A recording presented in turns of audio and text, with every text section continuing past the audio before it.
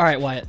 So among the AFC North QBs, there's a ton of talent. There's 4 first-round picks, 3 Heismans, 2 Super Bowl rings, and an MVP. We just saw Baker and Joe Burrow face off last week, where Burrow impressed and Baker somewhat bounced back from his woes in week 1. After watching that game, why is it fair to say Baker Mayfield is now the worst QB in the AFC North?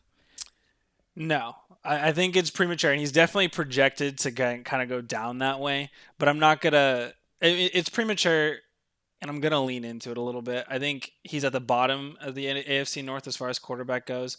I'm not gonna say that he's like the worst quarterback, but because he did have a really good game against Cincinnati, and I think that that's really unfair to say because he had a really good rookie year. He had a terrible second year underneath Freddie Kitchen, which you can almost wash that entirely anyway. But so far, out of the 2 games, he's had one really good game. He has to play incredible for him to get out of the bottom 2. Luckily, he doesn't have to be great every single night because the team, at the end of the day, is just going to run through Nick Chubb. So if they win games and he throws for 200 yards and Nick Chubb just goes off every single night, I think that they might be able to kind of spare him out of that bust, terrible conversation that he's kind of been sitting in for at least a year now. Obviously, Lamar Jackson tops that list, and I'm going to put Joe Burrow as my number 2 quarterback in that division. Whoa. I know. Hot take. Hot take. Honestly, Joe Burrow really, really impressed me on Thursday night. He navigated the pocket incredibly well. He didn't crack under pressure at all. The moment wasn't too big in both of the first 2 games that they've played against Cleveland and the Chargers. They've been close, and Joe Burrow has been a huge part of that. He's definitely been able to navigate the NFL really well. I know that he was an older guy coming into this. He's not like a 21-year-old, kid, but having 3 touchdowns and 0 interceptions on 61 throws should mean something. And I think I have questions right now about where Big Ben is at physically. I know that the Pittsburgh looks good, but I'm not going to say that Big Ben is the same quarterback that he used to be. And Joe Burrow is definitely a great quarterback behind Lamar Jackson. So you're putting Big Ben 4th then? Is that true? No, I'm not going to put him at the bottom. I think 3 and 4 is a toss-up between Make a decision, Baker Mayfield and Big Ben. And it kind of depends on who has, if Big Ben could have a really terrible game here in the next 2 weeks and Baker Mayfield could have really good games in the next 2 weeks, and then it can flip him around. But they're fighting for last place. Let's just say that.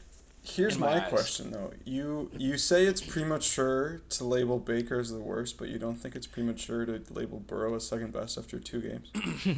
It seems like not big enough of a sample size, in my opinion.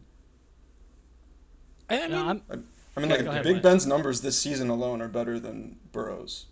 I think, objectively. That's fair, but Big Ben also has a better team, and I think that's not exactly the best sample size. But I think, especially as a rookie quarterback, and there's a little upside as to this, I would say that Joe Burrow looks a lot better to me than somebody like Big Ben does. Plus, Joe Burrow's also coming off the greatest college football season we've ever seen.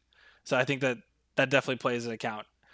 In a pro-style offense in a really tough conference against really good teams. Yeah, and Burrow, according to PFF, had the 3rd most positive offensive plays, or whatever the official name for that stat is, so far this season. Again, it's 2 games in, but he's behind only Cam Newton and possible MVP Josh Allen. So he's impressed me so far as well.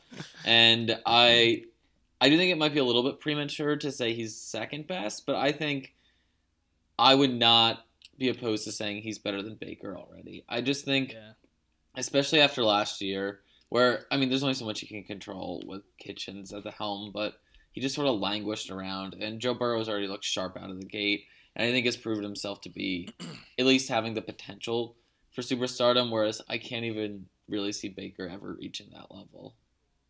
Yeah, I don't want to say that Baker can't ever reach that level, but I am also ready to put Burrow already ahead of Baker. I think you mentioned this, Wyatt, but thinking about the fact that they're telling Joe Burrow, lead the franchise on day 1. You're already throwing 61 times in your second game, right? No preseason. I think you mentioned that, Wyatt. That's very impressive. It's kind of LeBron-esque in a way. It happens to the Ohio kids, I guess, that they have to just lead a franchise and from day 1. And I don't know, Joe Burrow's doing a pretty good job, I think. So that's the crazy. He doesn't look like a rookie. at Yeah, all. he's Like, got the swagger. If you showed me tape of Joe Burrow and I didn't know anything else about him, this is like my first year watching the NFL, and they didn't tell me he was a rookie, I wouldn't think that at all. Yeah.